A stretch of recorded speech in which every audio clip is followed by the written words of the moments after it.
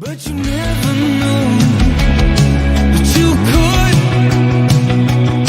And when you feel that way, ain't it good, good dancing in the red and gold. Dancing in the red and gold. What's up, Faithful? Welcome to the 49er Faithful UK Live. As always, I'm your host, Paul Hope. And joining me this week to break down all things Niners, I have a very special guest making his first appearance on our live show. Born in Sweden, made in the UK, a founding member of the Cool Jacket Club, he is an international jet setter who loves to fly the UK Faithful flag wherever he goes. Part of our admin team, all-round legend, and I'm delighted to welcome my good friend Erik Orrgarde to the 49er Faithful UK Live. Let's go. Hello, mate. Let's go. What an intro. Thank you very much. And the flag has made an appearance, you see. This flag has been all over the place in the last few years, and now it's back in the UK. It's staying put for a little bit, but it's been everywhere, which is really awesome. And huge honor to be on. Really enjoy watching these shows. So it's, absolute pleasure to be on here with my very good friend, the social media superstar, Mr. Hope. No, thank you for joining me. So a bit of a public service announcement. This is the second night in a row that I've been lucky enough to do a show with Erik. So we were welcomed onto Baldy and the big fella last night to talk all things Niners. So I did promise those chaps that we'd give them a cheeky plug. Don't think they were aware of what they let themselves in for, Erik, because we're going to have to go back on, because I don't think they asked us half of what they wanted to ask us, did they, buddy? Yeah, well, when you get two passionate fans on to talk about something and all of a sudden time runs away, I think there were a few points where we touched on, obviously, some of the trips and the community and something that you and I are both super passionate about. So after that, it was just, it was non-stop flowing conversation, and I had a really good time. But I think you're right. I think they weren't quite sure what was coming. So Faithful, we are only 36 days away from this year's NFL draft.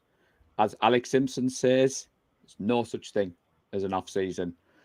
Matt Tracy's finally getting that message. Now, it's fair to say, everybody, we're officially into draft season. So fire up those mock simulators. Let us know who your draft crushes are, because we do want to know. I put a tweet out, I've dropped a poll in Discord, and I've put a thread on Facebook. I want to know who your draft crushes are. I want you to tell me why we should be drafting them. But before we get started, I just wanted to shout out the chat, Erik. They always turn up whenever we go live. They drop the fire. So if you haven't already, drop us a like, drop us a subscribe. The road to 2K has already started, and I'm determined to smash that like we did this year. Now, Erik, last night, we didn't really get a chance to go into the free agency talk because the chaps were asking us a lot about the group and the community. So I want to know, before you give us your draft crushes, your take on the free agency so far and what the team have done. Yeah, it's been a bit of a wild one so far, from a unexpected news kind of standpoint, I suppose. It might have been expected to some, but Erik Armstead, we have to shout out Erik Armstead, not expecting him to leave. So that was a bit of a shock. What did you make of that when you heard that one? I was more disappointed when I heard that they'd asked him to take a pay cut. Understandably, he said no. I can feel that in the current climate we live in. And you see the deal to the Jaguars and you think 3 years, $58 million seems pretty good.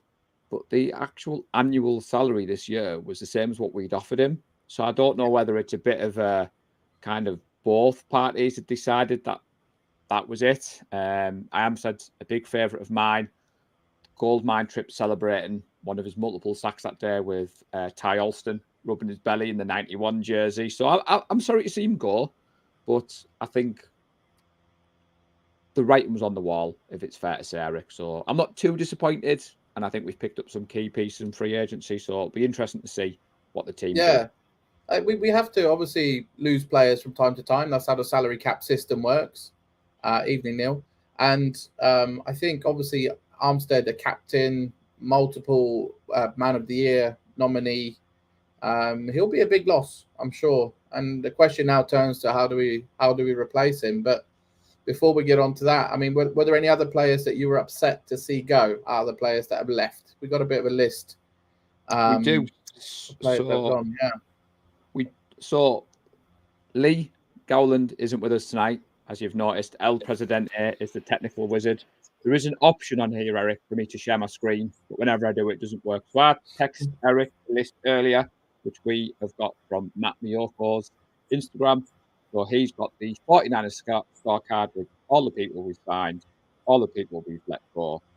Now, I was disappointed to see Farrell go because I felt he had a good season last year, Eric. I don't think any of us are losing any sleep over Isaiah Oliver. Couldn't have come soon enough for me. No. Kinley was a bit of a surprise, given that he played well. It was no surprise to see him turn up with the Jacks. Any other names on the guns there? Because we've got quite a lot that have left, actually, when you look Well, the at the biggest name is obviously Chase Young. So I wanted to talk about Chase a little bit because he actually had a half-decent Super Bowl. But I think beyond the Super Bowl or prior to the Super Bowl, he was very hot and cold, wasn't he, during the season? And I'm not surprised that he's gone. But obviously he's the most recognizable name out of all the people there to have been released. And he's already been picked up by the Saints. But I think there was an injury there, wasn't there, that was announced yesterday, Paul?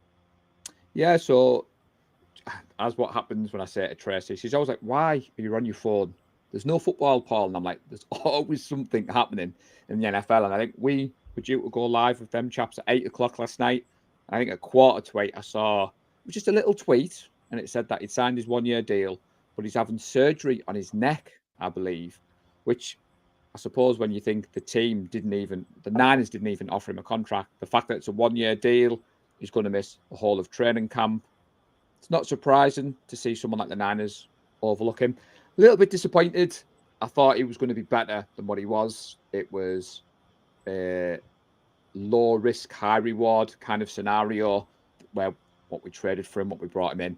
But it's fair to say he didn't set the world alight, and we want a better option opposite Nick Bosa. But it'll be interesting to see how he's used at the Saints, whether he'll be an every down player. He hasn't really got that multi-year contract that they look for. So he's on his third franchise already, and you start to think, is the question marks on his mentality? What's he going to do? That kind of thing. Yeah, and there were some videos of him in the season where he sometimes looked like he wasn't putting 100% of the effort in, not finishing plays through, that type of thing. So that kind of thing doesn't survive well in the John Lynch, Kyle Shanahan organization, does it? Any sort of question on attitude or application, like we had with Ayuk a few years ago, it doesn't sit well. You go in a doghouse, or if you're out of contract, you get out of the building, unfortunately. But yeah, that's other than that. I mean, if you look at the other people that have left, there's no real surprise, right? Ray McLeod, I think, was a fan of. Many people were quite a fan of him in the return game. He looked like he was close all the time, but after the Super Bowl, I don't know. Maybe it was time to leave. Yeah, I mean, we are going to touch upon wide receiver because there's a lot of that flying around. Just before we go down that route, I was looking into the D-line depth that we've got there, and I thought when you were mentioned Chase Young, I thought you were going to transition into Leonard Floyd. It's well documented that we play a 4-3 defense. We like to line up with 4 defensive linemen, 3 linebackers. We tend to favour a nickel defense, which I can't see changing. And if you look at the stats for Floyd, he finished with 41 pressures last year, 7 QB hits, 12 sacks, and 22 hurries on 389 pass rushing snaps. And the stuff I've seen about him is he applies himself. That is definitely something you're not going to be worried about. Yes, he's 32 years of age, but his character hasn't been questioned. And I don't think he's going to be an every down starter opposite Nick Bosa. But I think when we're rushing the passer, you're going to see him in there. And I'm excited to see him bring that fire more than Chase Young did. Is that fair to say, buddy? Yeah, I think so. I'm super excited. I've always liked Leonard Floyd when I've seen him. Like you say, he's 32, but he's got something to prove, isn't he? Didn't win anything with the Bills, and the Bills struggled a little bit here and there. So he's got something to prove, and he's straight away come out on Twitter, isn't he? He said, I'm ready. You're going to see my best yet, that type of thing, which we always like to see. And then I suppose beyond Floyd, it's about some of those other players that we've signed, Gross Matos and A couple of other D tackles, Collins and Elliott. So Malik Collins from the Texans was a trade, actually. And then Jordan Elliott from the Browns. So I don't know too much about those guys, but it's something we seem to do every year, Paul. We seem to pick up these kind of defensive linemen like we did with Cleveland Ferrell last year, maybe like a little bit underrated or not fancied in a particular team, and then Chris Kucherik gets his hands on them and they turn into decent players. So I don't know. Did you know anything about either of those? Well, I believe Elliot and Matos, because Matos has given me nightmares with the pronunciations, which the awesome foursome are going to have lots of fun with. I believe there'll be depth pieces. So I mentioned that 4-3. So very early depth chart prediction, everybody. Obviously, we've got Bosa, defensive end, Hargrave, defensive tackle. I think Malik Collins is going to be the other defensive tackle, and I think Leonard Floyd is going to be the initial starter. And I think you're going to see Elliott mix in with Collins. I think you're going to see Matos, Robert Beale Jr. mix in with Leonard Floyd. And it's no surprise if you follow this team. The strength is in our defensive line. We've invested a lot of draft capital. We've invested a lot of salary cap in there. And we've gone through some changes. I mean, Alex put there, you can't see Armstead being ready for the season. Meniscus surgery is a big rehab. Could be something that they've bared in. I mean, could be a factor. There's another player that we haven't mentioned that we re-signed, Kevin Givens. I know he's been a good player for us in the past. So he'll also be in a factor in some of those downs in the D-line, won't he? Yeah, I mean, I'm no expert. I'm no Najee Karar. And I know some people... we were talking off air about you sat in the goldmine sandwich between the great mind of John Chapman and Najee Karar. Now, I feel last year my knowledge of football stepped up another level because the chaps challenged me to look at defenses. And for the football novice out there, Eric, the Niners play what's called a 4-3 base defense, which, as I said before, means 4 defensive linemen, 3 linebackers. And we typically operate what's known as the nickel defense. So especially in passing situations, it means one of the linebackers comes off the field in favour of another defensive back. But ultimately, you have the 4 defensive linemen on there. And we like to rotate these guys out and keep them fresh. Like you said there, Kevin Givens is one that I forgot to mention. Run stoppers typically take the field on players where the probability of a run is high, whereas pass rushers, as you've guessed it, are frequently on the field for what a pass and play. And it's a game of chess. It's one of the reasons I love this wonderful sport of American football. It's why the Super Bowl was so hard to call. Well, we weren't that far away when you go back and watch the game tape. But just because a defender starts doesn't mean you'll see the bulk of the snaps in a game. And that's what I think we've got sneakily good with some of these pickups in free agency. We haven't gone all out splashy, and given someone $20, $30 million a year. We've picked up some key pieces. And I think Sorensen and Staley are going to go and put those key pieces to good use. Do you agree with that? Or are you on a different page to me, buddy? No, I hear exactly what you're saying. And part of the reason why we can play, Mr. Hughes, good evening. Part of the reason why we play a 4-3 and a nickel defense is because of the quality of the linebackers that we have. So we must mention, obviously, Dre Greenlaw ruptured his Achilles, but we have signed Devondre Campbell. Now I have a friend who's a Packers fan, and he really rates Devondre Campbell, says he's a really good player. And obviously Sorensen as well, I think, is ex-linebacker, isn't he? So there's a linebacker connection there, and hopefully he can get the best out of Devondre Campbell. But my Packers supporting friend rates him really highly, which is really interesting to see. So do we know if Dre's going to be back for the season, or are we going to start with Fred and Devondre Campbell potentially and maybe some other pieces, or do we think Dre Greenlaw will be back?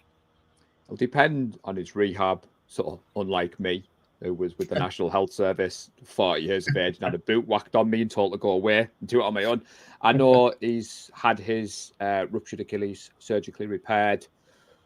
They don't know at the moment. It's a little bit like when Brock Purdy, this time last year, we didn't know whether Brock Purdy could throw a loaf of bread 5 yards, let alone a football. And I think with Dre Greenlaw at the moment, I would say no news is good news, Eric. Obviously, he's attacking his rehab. You're right in what you said. The Packers surprised everybody last year. They were a young, aggressive football team.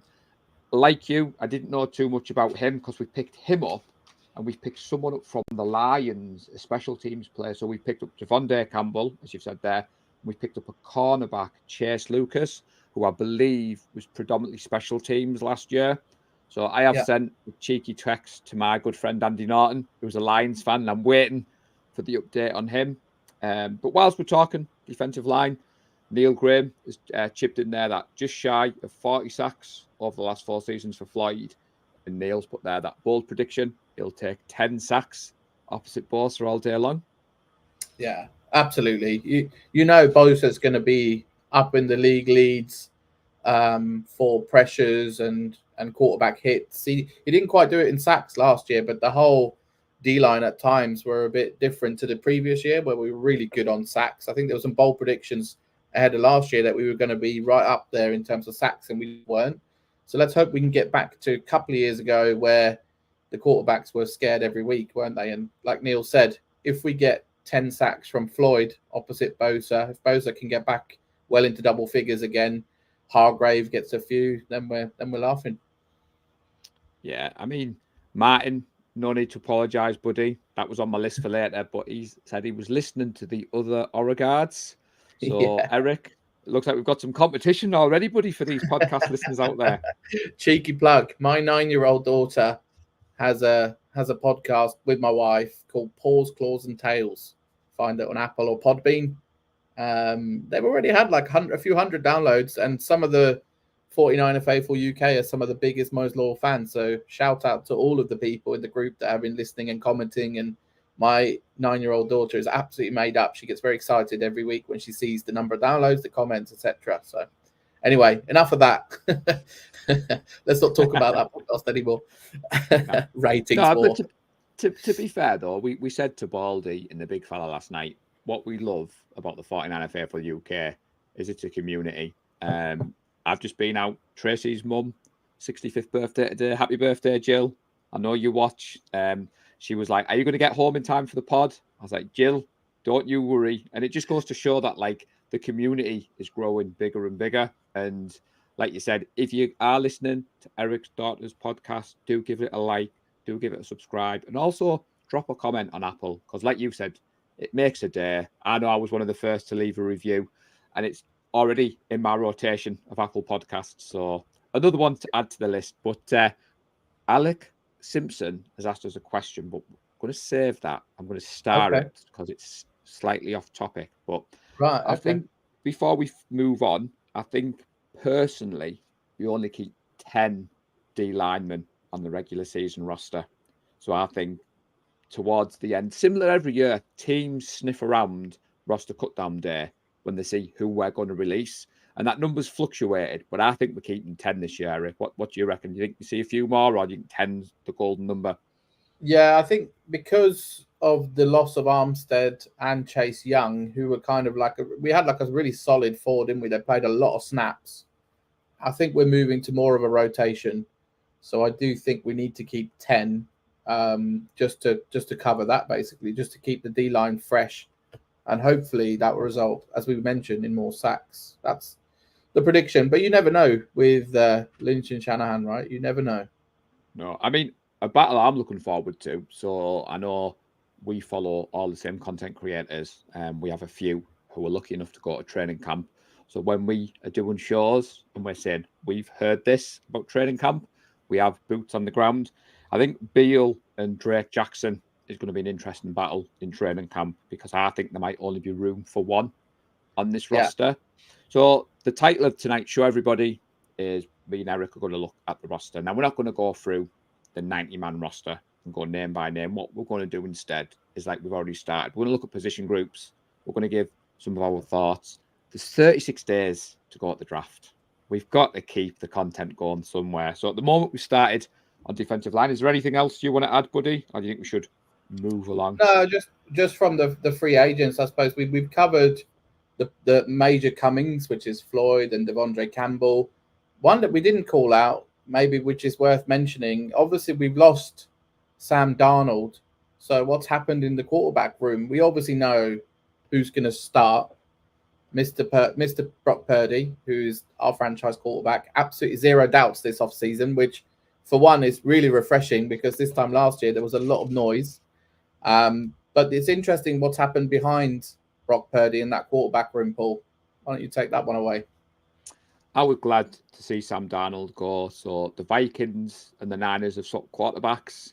The Vikings have taken Sam Darnold off our hands and are paying him $10 million, I believe. Yeah. We've picked up Josh Dobbs for, I think, 2.2 million. I think 1.75 is guaranteed. Look over my shoulder, Eric. Now, I'm not saying Josh Dobbs is the next Colin Kaepernick, but what I'm saying is Dobbs has got that athleticism. He's obviously played college football with Juwan Jennings. When he came in to start last season, he played well enough to get a trade to the Vikings. I think he surprised all of us when he was at the Cardinals.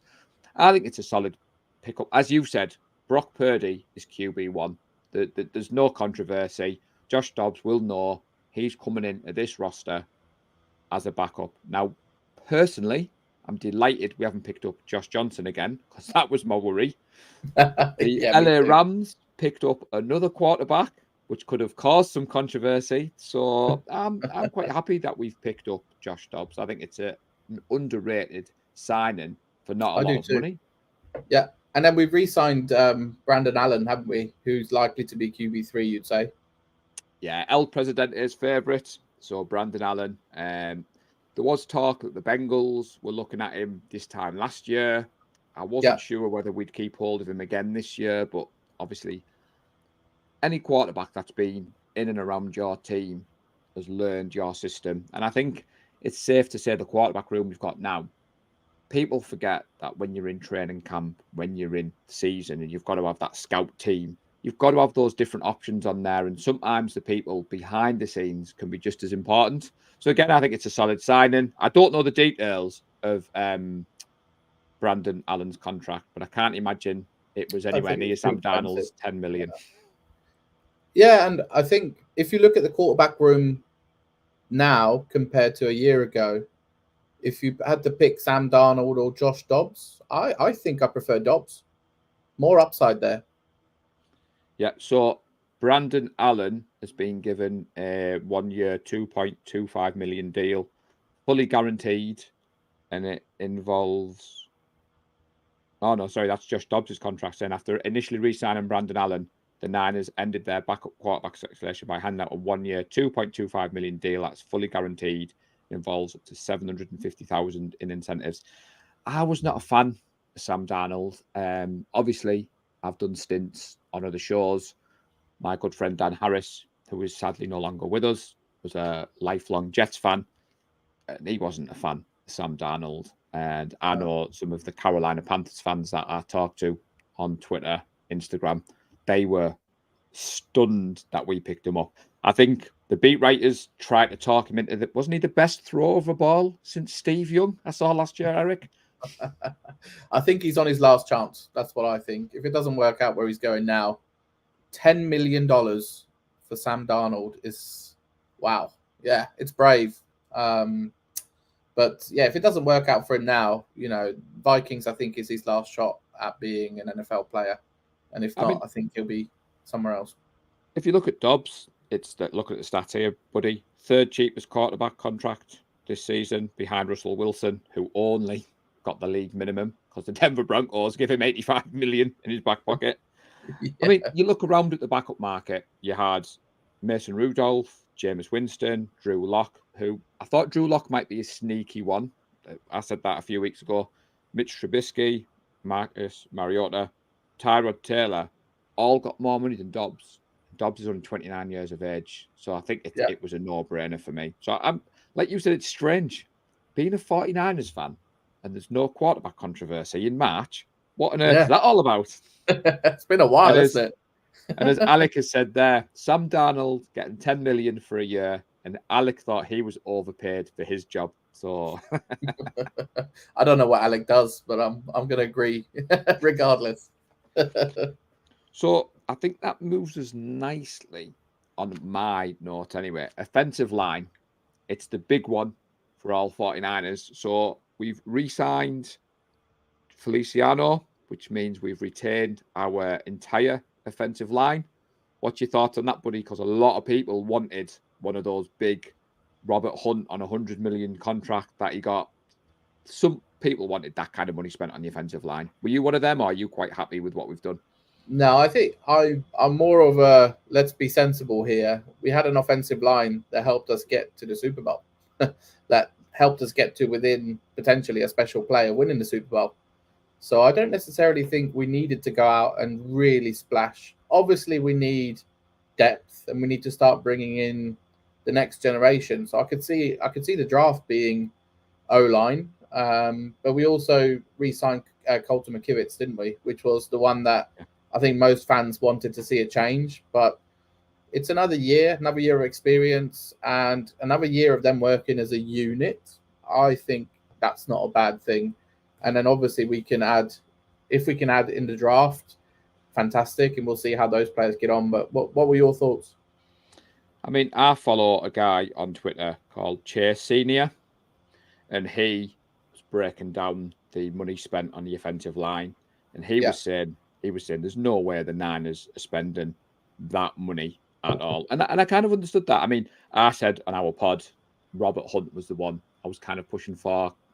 Played for the Dolphins, had that experience in a McDaniel scheme, which isn't a million miles away from Kyle Shanahan. Now, McKivitz, we featured him quite a lot on the pod because last year Gareth set us a task of a player watch every week, and we had to pick someone different. So Lee had Colton McKivitz. So Lee would come to the review show, and he would obviously talk about elements of McKivitz's game that he saw. And when you go and watch the All 22 on Game Pass, or you go and watch Brad Graham's offensive line breakdown, that's my go-to, Eric. I watch Brad Graham every week, and our offensive line wasn't as bad as people made out. I think continuity in that position is key. The fact that we've retained the entire offensive line. I think you're right. I think the moves that we've made at the moment, as it stands 36 days away from the draft and 2 weeks into free agency, I can see us picking up an offensive tackle, number 31, which is likely, and that could be the competition for McKivitz, because even though we've re-signed him, I don't think he's a guaranteed starter. I think that maybe is a conversation that they've had. But like you said, the offensive line and your quarterback, the longer they can play together and the longer they can grow. People forget this time last year, Brock Purdy wasn't going to be at training camp. We know he's going to be at training camp this year. So they're going to get OTAs, they're going to get those reps, they're going to put into practice what Kyle Shanahan said. And equally, I'm jumping ahead, Notorious GAV is in the house. We've also retained the majority of our key weapons on offense. Now, I know you mentioned at the start we've lost Ray McLeod, which goes into another question Alex Simpson had put there, big question, who was going to be the kickoff and punt returner, which we'll get to in a moment, chaps. But I think, personally, I'm happy with what we've done on the offensive line. Just one more thing on the O-line, Paul. We did sign Brandon Parker from the Raiders, who has had some injury problems, but physical attributes, he looks an absolute freak, doesn't he? So there's some upside there. Don't think he's signed as a starter, his depth, but at least he'll give some competition in training camp and we'll try and get a spot on the team. What do you think? I mean, we live in the UK. We love this wonderful game of American football. It's not ingrained in our society like English football is. You don't go into a secondary school, a college, a university, and you've got thousands of kids playing football. You go across the pond, they're playing football from Pop Warner, 6, 7, 8, 9. But the thing that you've got to remember is nobody goes into this game to become an offensive lineman. That's true, yeah. So if you think about, I've seen some stat about how many percentage of kids go on to college, how many percentage of those kids go into the NFL. And it's small margins. And that's why the offensive linemen, like Trent Williams, we're lucky. On the left side, we've got the greatest of all time to do it. They get paid a fortune. Like I said, Robert Hunt, there's no way we were giving him $100 million. We haven't got the salary cap, mate. And friends at my work who were just getting into the football, they're intrigued by the salary cap. One lad's a Liverpool supporter, so he's absolutely furious that Man City could just go out and buy whoever they want. The financial fair play rules and all the rest of it. So he is like, so the Niners can't just go out and sign whoever they want.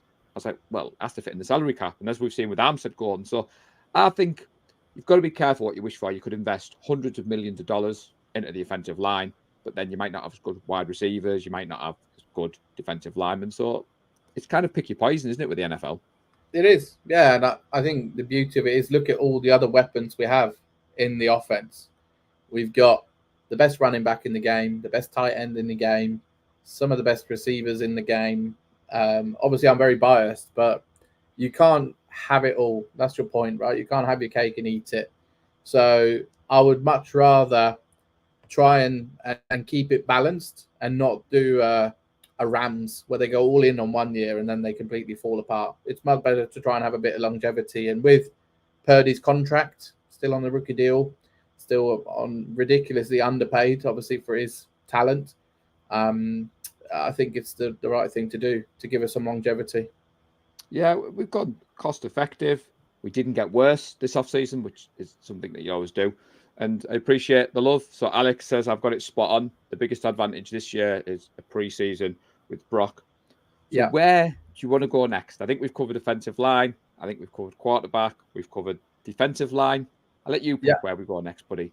I think we should go running back and fullback because there's been some news. We've retained Carl Juszczyk. We've restructured his contract. I think that's a very underrated move by the 49ers. Obviously happy that Carl Juszczyk was happy to restructure his contract. We obviously have RB1 in Christian McCaffrey, but what do we think is going to happen behind him? Do you see that being a bit of a battle, or do you see us, as we always do, seem to do, drafting a running back at some stage? Please, no more running backs in the third round, Kyle. I know you watch the show, buddy, but I promise we don't Please, need... Kyle, spend it wisely. I mean, you see all the rumours in the offseason, don't you? I mean, Derrick Henry, Saquon Barkley, all those kind of players have moved, but we weren't in that market because we've got Christian McCaffrey. I love CMC, like you. Money where my mouth is, got my jersey. I equally love Jordan Mason, and I just want to see him get a bit more of a chance. I just think when you've got Christian McCaffrey and Christian McCaffrey plays as Run CMC does, you're going to go to CMC. And I know there was a lot of talk about usage and keeping him fresh. And I've seen a few people say that maybe he played too much at the start of the season, hence why he ran out of steam at the end of the season.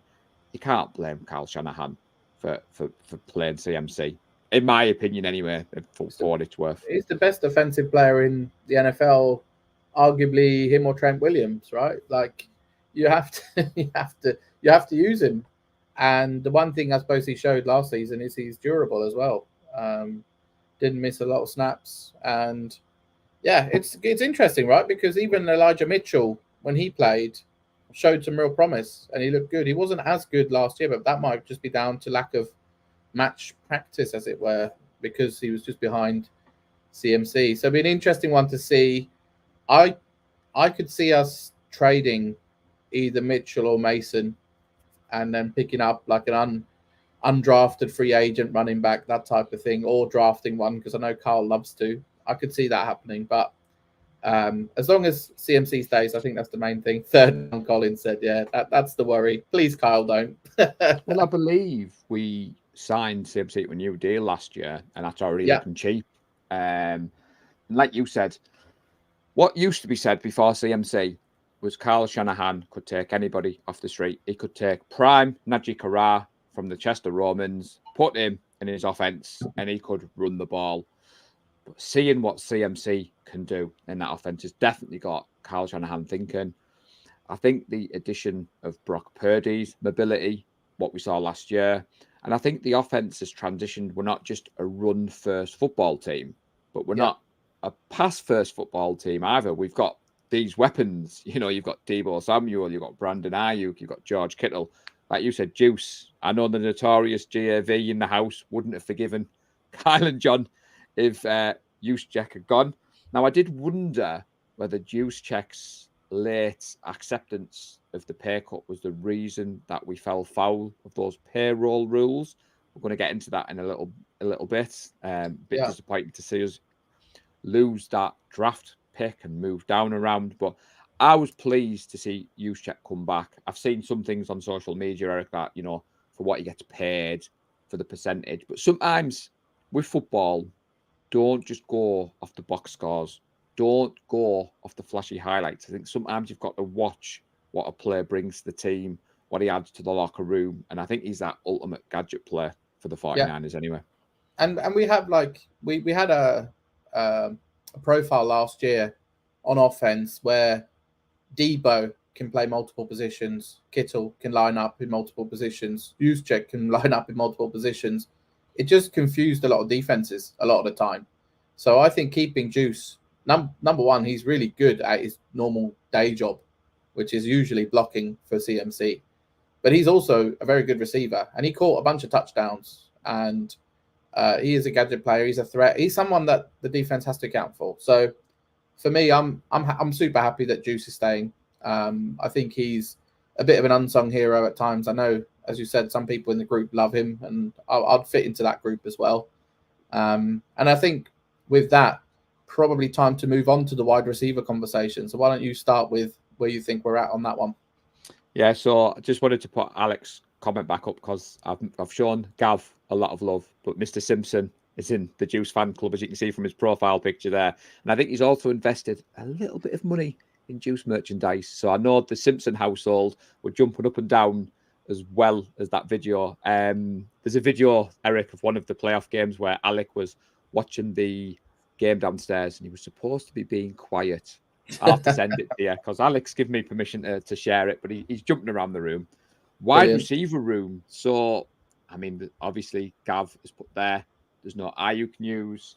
So when you look at the list of players who've gone, I think at the moment, if you just mentioned merchandise, so obviously we have to call out the curse that is Wayne Humphrey. Yeah, I just couldn't believe that. So I think Mr. Humphrey invested in a Debo jersey, and then he promptly announced his new number. So I mean, what you make of that? I mean, to be fair, Wayne, you bought a signed Trey Lance full-size 49ers helmet last year, and then he got traded a few days after. The Debo jersey change. So you can tell you've watched the show before, Rick. We always love a good rabbit hole. So yes. Debo was on my list to buy a new jersey. Now, over my shoulder, on this way, at the top shelf, I've got a Debo McFarlane figure and a Debo Pop Funko figure, both rocking the 19. Now, I like the Legend Fit jersey. And like every 49er UK fan at the moment, I'm on Fanatics, I'm on Lids, I'm looking at all the deals. And the lovely Debo Samuel Senior #1 jersey is on there. And I looked at it and I thought, do you know what, Eric? I don't know if I like that #1.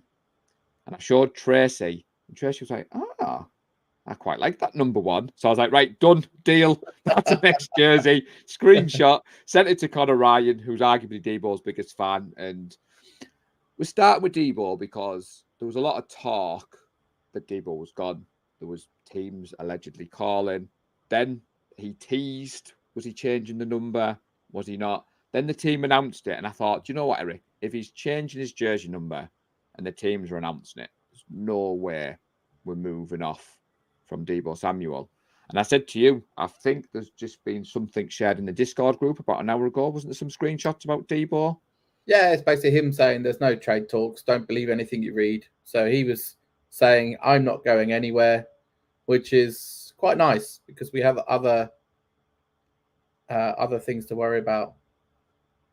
Oh, we get some love from the US. Hi, Shell. Shell is in the house. We're joined by Rob, who was also across the pond. Super. So fantastic. But at the moment, the wide receiver room consists of Debo Samuel, Brandon Ayuk, Juwan Jennings. In my eyes, Danny Gray hasn't done enough. And Chris Conley, who we re-signed. Yes, 49er Faithful UK legend. Thanks to that message, which is on our YouTube channel. Still blown away by that. Brilliant. For me, Chris Conley is similar to Debo in this offense, and I think you'll see a lot of when Debo's not playing, Chris Conley will play. Played well in the Super Bowl. It's a cheap deal. I was delighted to see us re-sign him. Good on special teams as well, which I think is one place where we're trying to improve. Yeah, definitely. I mean, I wasn't too sorry to see Ray McLeod go. It was a shame it ended. how it did in the Super Bowl. It wasn't his fault, may I add. It was just a freak of nature, but it's still one of those things Still that hurts. frustrate.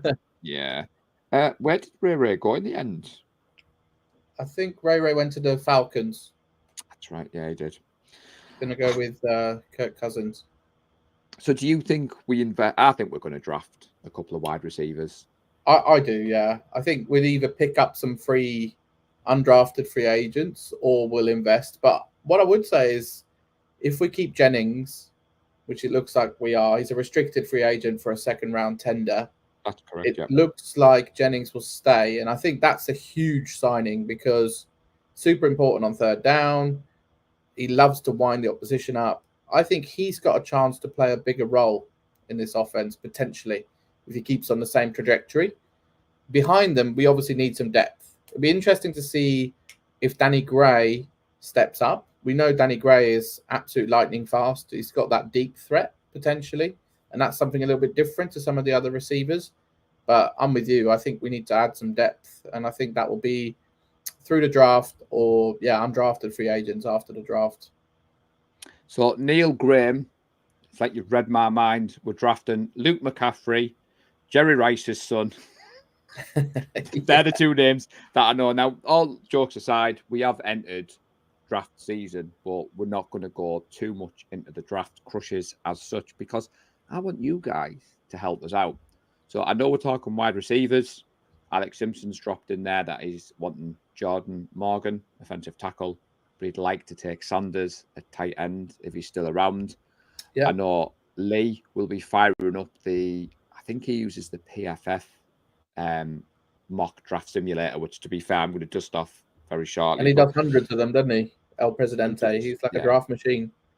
And if we're speaking about receivers, we should probably talk about tight ends as well quickly because we have Kittle, but we've lost Charlie Warner, haven't we? So we had Latu last year who was injured for the whole season pretty much. So be interested to see if he comes back. But if not, then we also need some depth in the tight end room. Yeah, I mean, Ross Dwelly is an unrestricted free agent. I wouldn't be surprised to see him come back. I think Latu was a bit of a disappointment, but sometimes the Niners do draft these players with an eye on next year. Maybe he's had that year. I think Shanahan would love a second tight end option behind Kittle. I've seen a few people wanted to move off Kittle on social media, and I was a little bit surprised. He scored more fantasy Club points. 85, baby. He had a great season.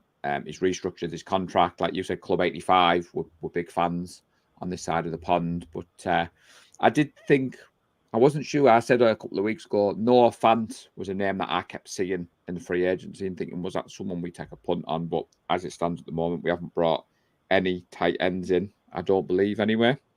No. I'm just looking now. So... I don't think we have. And I think, as we've said, Club 85, I don't think it's time to move off Kittle. He restructured his deal. He's infectious around the locker room. All the fans love him. I'd be devastated if he left, to be honest. I still think he's the best tight end in the game. Yeah, I'm well biased. And nearly rocked Club 85 tonight. I've got a T-shirt off our good friend Ty Alston, which leads me nicely into a good friend of the show, David McNiner. He does a show with Ty and Brian Cull, and he's put it's mocked draft season. Yep, we get that, David. In his episode, and they did 3, and the third round was the most interesting. So I think they've done 3 mock drafts, and the third round was the most interesting. So as long as it wasn't running back. yeah, I mean, I make no apologies, Eric. I don't watch college football primarily because it's on a Saturday, and Tracy would literally. I'd be a single man. I mean, I devote enough time to the wonderful game of American football season. So what happens now when I get to this stage of the season, just because I haven't watched college football, personally, I think it gives me a slight advantage that I'm not emotionally attached to some of these players. So we were out in San Francisco last year, and Najee and Lee were just chirping at each other. Stanford, Oregon. And I know once you follow those players through college, it must be hard to then see them go and play for a rival. Yeah. plugged into all the content creators. So I know Breezy, Chapman, Brad Graham, Jason Aponte, they're some of my personal favourites. They're fully on doing their analysis at the moment. And we like to give credit where credit's due on this show, point you in the direction where I'm getting this content from. And when we start getting linked realistically to, right, the Niners have got pick 101, who realistically can we pick? That's when I go and do a bit of research, obviously watch some videos on YouTube, read the articles. What about you? Are you with a similar approach to me, or do you just not care less about the draft? No, I love the draft. I love the noise around it, the hype. I absolutely loved it when El Presidente was there. All the content that came back from him and Najee was absolutely brilliant. But I'm the same as you. I don't follow college football as much as I would like to. There just isn't enough time in my week to fit in college football. I would love for there to be, but I'm the same as you. Once it gets to draft season, I look at the NFL analysts and I look at some of the content creators, like you say, Chapman, Breezy, Jason Aponte. All of these guys do such a good job at breaking it all down that it's easier to go and get an idea from those guys, and even just some of the NFL Network type people watching some of those draft analysts. Then you get a rough idea of who you wanna pick.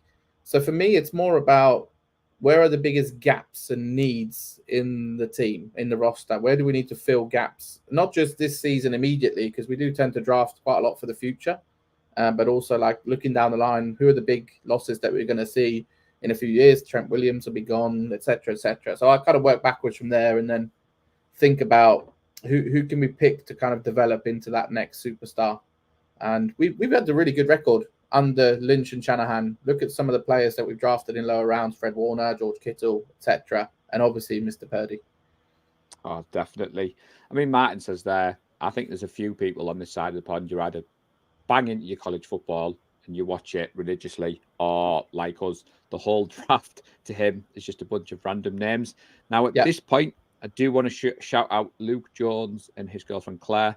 They went over to Kansas last year for the draft. They were featured in the Super Bowl program, flying our flag. So I believe the draft is in Detroit this year. Now, as it stands, I don't know if anybody from the group is heading out there. If we do have somebody going out, it'll be plastered all over social media, as always, and it would be great to see the flag flying. But I'm going to transition into, I want your thoughts on the secondary, because outside of the offensive line, I think the secondary was a topic of discussion. We brought in Isaiah Oliver last year. I think it was a Steve Wilkes signing. No surprise to see him go out the door. I mentioned the cornerback signing earlier, Chase Lucas, which I said, I think it's a primarily special teams move. But I think Isaac Yiadom, I might have got Isaac Yiadom, yeah, from the Saints. So what's your thoughts on that, buddy? What's your thoughts? Yeah, it's interesting, right? Because if you look at the secondary, obviously Tashawn Gibson will be a big miss. We'll have Hufanga coming back in the safety position, but there's not a lot of depth in the safety room, first of all. So we have George Odom, I think, mainly as a special teams player. We have Jair Brown, who played. We have Hufanga. And then you look at the cornerback. So obviously Mooney Ward is our number one. I think Demo Lenore is our number two. And then it's out of the others, isn't it? Womack, Ambry Thomas, and is it Darrell Luter, I think, is still on the roster. And now Isaac Yiadom. I think there is room for improvement here. And again, I wouldn't be surprised if we address this in the draft or some free agents at some stage, because especially at safety, there's a gap there after Deshaun Gibson's left, isn't there? Yeah, definitely. I mean, some of the stuff that I've seen is we could still look to address a corner in the draft. This is, I believe, an especially strong nickelback class. But from what I'm reading here, there are fallback options on the roster if we can't find a day one starter, which you said.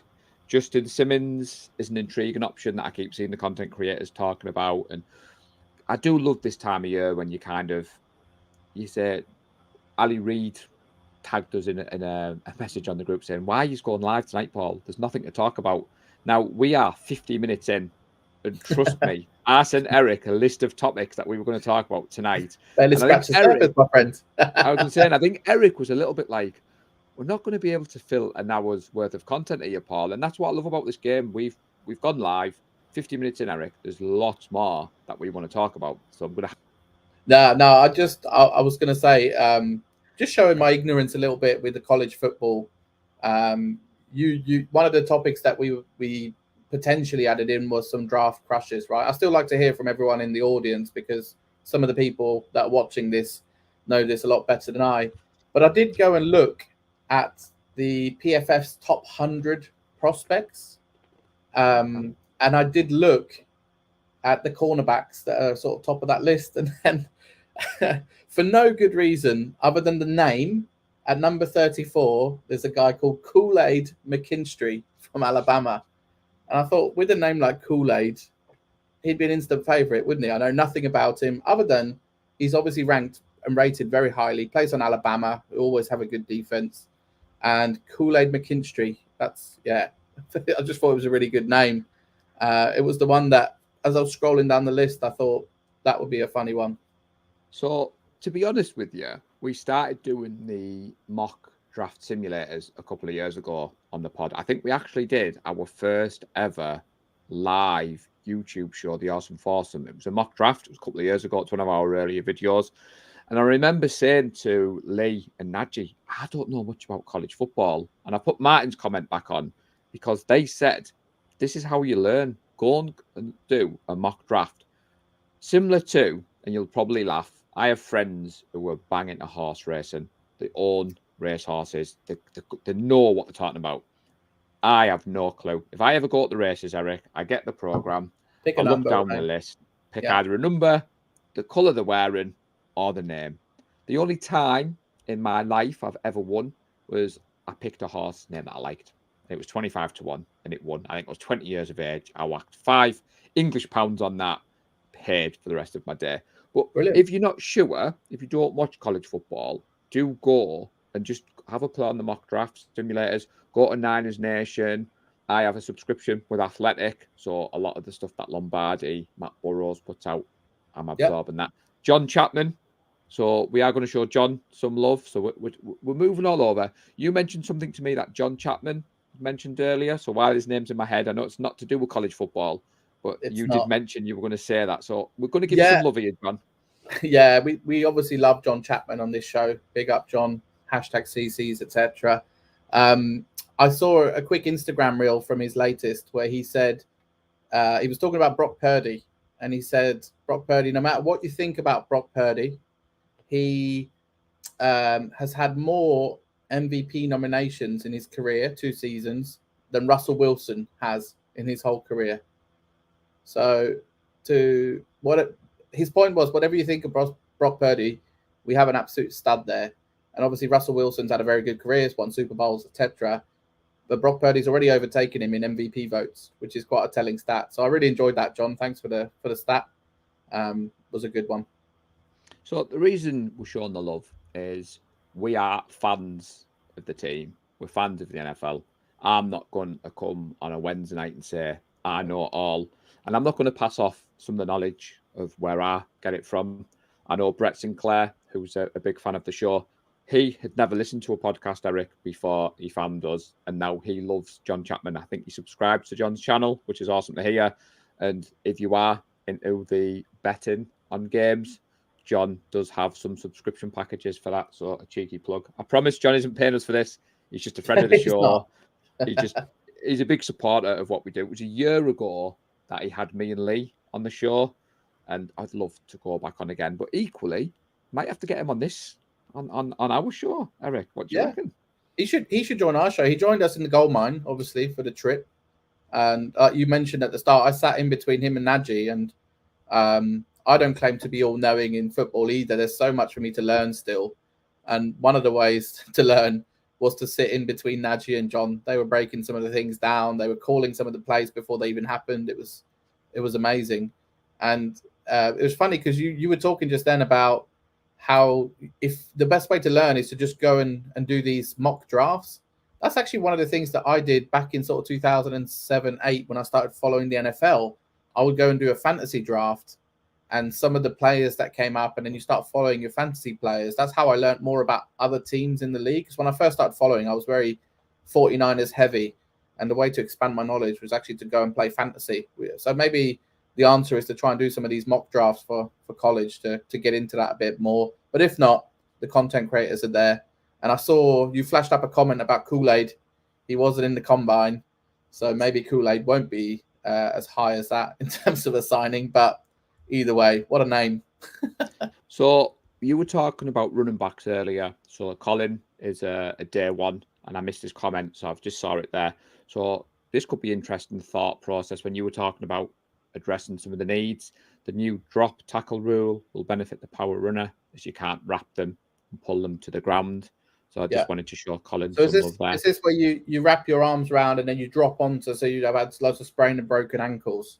Essentially, was it Tony Pollard that did that against us a couple of years ago? So you can't do that anymore. They're making it harder and harder, aren't they, for defenses? Absolutely crazy. So obviously, if we're talking power runners, then the closest we have to that is Jordan Mason, right? That's correct. Yeah. Now, we did have a long list of things to go through, but I do think it would be amiss of us not to talk about Brandon Ayuk. So we will save some of the other stuff. I've got an announcement at the end of the show about some of the content coming up next week. So I think we do need to talk Brandon Ayuk. So cast your mind back a couple of years ago. Deebo Samuel was entering into this offseason. Deebo wanted his contract. Deebo scrubbed his social media. Anybody and everybody was saying Deebo was gone. And I wasn't one of those people, Eric. Now, in the NFL, you've got to think of timescales. We're 36 days away from the draft. So for me personally, this is just my opinion.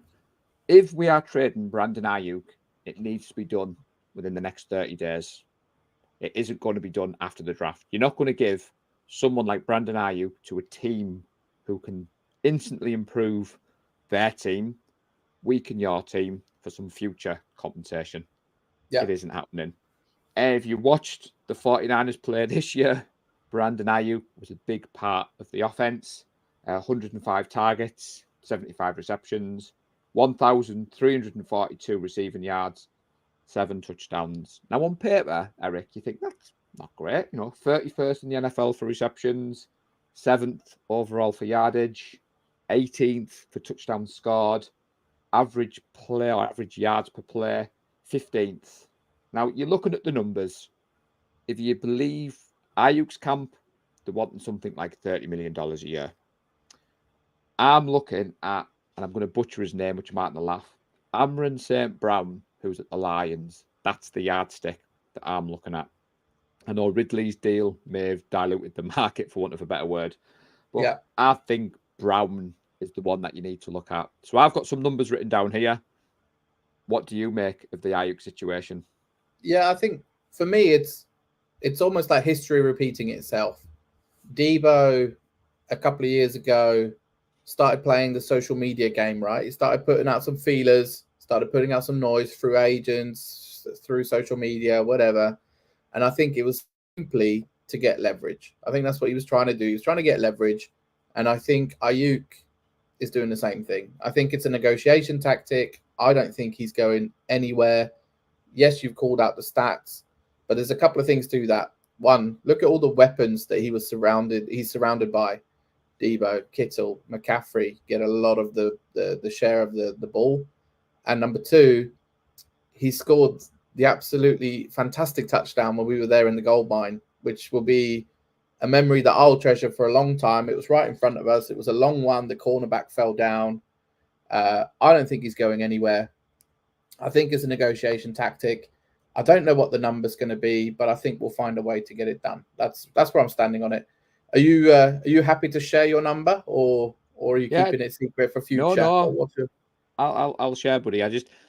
I'm smiling because I knew you were going to be on the same page as me. I love Brandon Ayuk. When Trey Lance was installed as QB1, I said Brandon Ayuk was his number one receiver. It's been on record how much of a fan. And it isn't just because I won his jersey. And like you said, you don't just go off the stats. You watch this team play and you can see what he brings. He's a great blocker. I think a lot of what's happened is outside noise. Now, the social media stuff, I am 43 years of age. I'm not a young man anymore, but I'm plugged into the social media. I personally have no problem with it. Like you said, it's what they all do. You'd like to think that the agents would think, hang on a minute, you don't need to do it. It does upset some of the fans. I'm not one of those fans. It didn't bother me when Debo did it. It's not going to bother me with Brandon Ayuk. Now, like I said before, if any trade was to be done, like I mentioned with Debo, it's got to be done before the trade, before the draft. And I don't think we're looking to trade him. I think if a team comes along and offers you a superstar blockbuster deal, and that was the talk back when the Jets were sniffing around Debo, but no team's going to give up what we're asking. And there was Jags, wasn't there? There was talks about the Jags, Yeah. but that's been kind of played down. I think that was dismissed because we asked for, was it a first rounder and a receiver in return or something silly? Yeah. Well, it was similar. I think the Jets at the time had the number 10 overall pick. The Jets had 2 picks in the top 10. And I remember saying to Dan Harris at the time, like, what's the feeling from the Jets? And he was like, oh, well, we like Debo, but we want to give you a second or a third round. And I was like, no chance. We're talking first round and someone on top. So on that regards, I'm not worried. I'm also not worried about the contract. Eric Armstead's savings don't come into effect until June. The Niners traditionally go back, look at Warner, look at Kittle, look at Debo, look at Bosa. Those deals are done at that time. So for me, if you're not wanting to refresh Twitter every 2 minutes looking for news between now and the draft, I personally don't see anything happening. Nothing happens before day one of the draft, then relax. Now, yes, he might hold out and all the rest of it, but I think he gets his money in June. Now, the figures I've seen bandied around, 5 years, 130 million, which would work out an average of 25 to 26 million per year, fully guaranteed. The 90 million mark seems to be what he's looking for, because that's what Ridley got. Now, Jed York hasn't been scared about putting his hand into his pocket before. I have no issue with any of these players getting paid, Eric. I just want to see us have the best team out there. What do you think? Do you think he would be happy with that, or do you think he wants to be one of these players who's the highest paid at his position? He might want to be, but I don't think he's done enough stats wise. Even though we've said ignore the stats, if you want to be top in the league, I do think you need to lead some of the categories. And so even if he wants to, I don't think he will.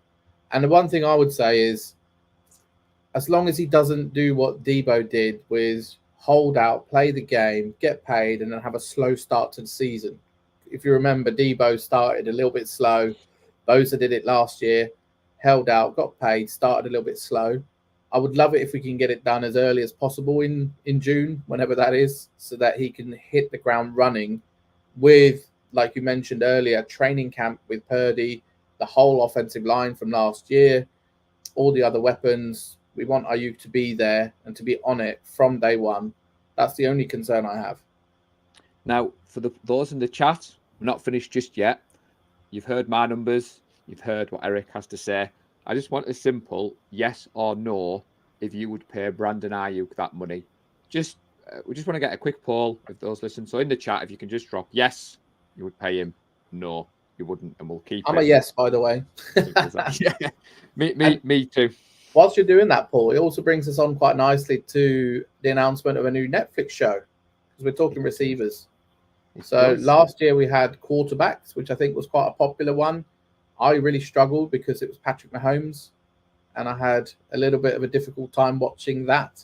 But we have a couple of 49ers. We have Debo and Kittle that are going to feature in this new series, receivers, right? So what do you make of that news? I'm absolutely buzzing, because me too. If it's footage from last season, we were at the gold mine in the Buccaneers game. So that's what I text Connor Ryan straight away. I was like, we were at that game, and some of the big players were at our end. The Kittle touchdown, if you remember. Kittle touchdown, yeah. Debo had a big catch. One thing that I love about the NFL, I love Hard Knocks. I love NFL Network. I quite enjoy quarterback. So people might throw something at me here. I don't have a massive issue with Patrick Mahomes. I'm absolutely fuming that the Chiefs keep stopping us from winning the Super Bowl. But I weirdly quite enjoyed seeing Kirk Cousins on that one last year, and I liked seeing the behind the scenes. And I think, is it the All or Nothing that Amazon do, and they've dipped the toe in the market with the soccer teams? Nothing beats an NFL documentary. So as soon as I saw that news was announced, Connor beat me to breaking it in the group. I apologise to Chris Wood, who is the insider on Discord. He hadn't dropped the news. I'd waited 5 minutes, Eric, which I think was fair game, and I decided to post that in the Discord. It's quite funny because on the 49er Faithful UK now, you've got Instagram, Twitter, Facebook, Discord. Now, Discord's been more Nadji and Kev Williams have kind of run that, and I've dipped my toe in and out. Lee tended to run Instagram, but he's handed that over to me a little bit. And I'm like you, Twitter is my main go-to. So sometimes trying to kind of like juggle all these social media apps and dropping it in there. So... What I would say about the Discord is we were talking about building your knowledge up and the college game. There's a good college football chat in a channel in the Discord chat from some of the people that really follow the college game. So I really enjoy Discord because it has a few different channels and topics where you can then learn stuff. So I do follow the College Ball, I think it's the name of the channel. That's right. And it's one of the ways that I learn more about the college game and some of the players to look out for, which is great. So big up and shout out.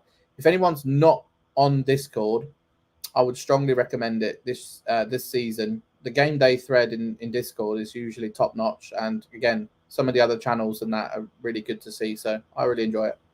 Yeah, I mean, I'm in a couple on there. I'm in the SF9ers. I'm in the one with Breezy. I only found Discord last year. The flag football team I was playing for had it. And like you said, it's all organised. So if you're not a member of the 49er Faithful UK Discord group and you want to be, drop us a message and I will send you the link. So Jason is looking forward to the show. Now, Jason, never apologise, buddy, but I would ask you to just drop us a like. I'm only joking. Jason answered the question. He said yes, he would pay Brandon the money. Luke Walsh said that he was out of the room. He's not sure what the question was. So we're just asking Luke, would you pay Brandon Ayuk the money that he wants? Yes or no? Just as simple as that. Rob has put yes, but we need to get him more targets. Bryant Culp, big up to Bryant in the house. He's put no. He would wait until next year. And 49er Gal has put yes, but him disappearing when Debo and Trent were playing doesn't help. And Luke has put in capital letters, yes. Now, there was another comment came in, Eric, that I just need to put up on the screen because our good friend Martin Hughes, just got to call him out here. So going on the draft talk, he just picks the players with the most awkward name to pronounce because it would be fun listening to. He means me, because Gareth, Lee and Nadji have no issue with the pronunciations. But to be fair, Martin, it's all good humour. But I'm glad you mentioned the Netflix show because I had that on my notepad. And at this point, I was going to shout out Baldy in the big fella, but I did that at the start. Now, another little public service announcement before we finish off. So, unfortunately, there will be no live show next Wednesday, the 27th of March. Family commitments, work commitments. It's one of those times of year where everything's come at once and there's nobody basically to step in and do the live. But that said, been chatting to my good friend Gareth. So myself, Gareth and Eric will be back Monday. So it'll be a crossover between the live and the pod. We're just going to jump on StreamYard, 8 p.m. GMT, 12 noon Pacific, 3 p.m. Eastern. And we're going to chat, Eric, about some of the stuff we didn't get to chat tonight, which is another good reason to obviously have a couple of shows a week. We are in this weird transition between the draft starting and obviously free agency talk. So the Awesome Foursome podcast, we're not putting as many shows out at the moment, but don't worry. Once Lee, Gareth and Nadji have had a chance to recharge the batteries, we will be back. But if you haven't already, do switch on those notifications. Do drop us a like, and I will obviously tweet the link out. Is there anything else, Eric, that we need to cover before I load up the video? And I think the last thing to mention is this season we got to set a goal, the quest for 2K. That's what I'm calling it now. You managed to grow the YouTube channel from, what was it, 200 up to 1,000 subs. So this season, can we double it? What do you reckon? What's the bold prediction on that? I think Quest for 2K should start now. So if you haven't, sub the YouTube, please. That'd be awesome. Yeah, I mean, I'm blown away that we've made 1,000 subs. So we don't charge the community. So the StreamYard, the Podbean, everything needs to be paid for, and we pay for it behind the scenes. So I look at the likes of Brad Graham, Jason Aponte, and I think we've come such a far way. But I'm quite ambitious, Eric, and I look at them, and I look at what Red Jet Shell has put there, non-stop to 49k. Brilliant. You're right. We are going to set the target 2,000. Now, when I set the 1,000 last year, we kind of slowly got more and more. And I think it went hand in hand with the way the team played. But to hit that 1,000 on Super Bowl Sunday was unbelievable. And meant to be. I'm not often lost for words, which everybody watching will know, but that was a moment that really humbled me.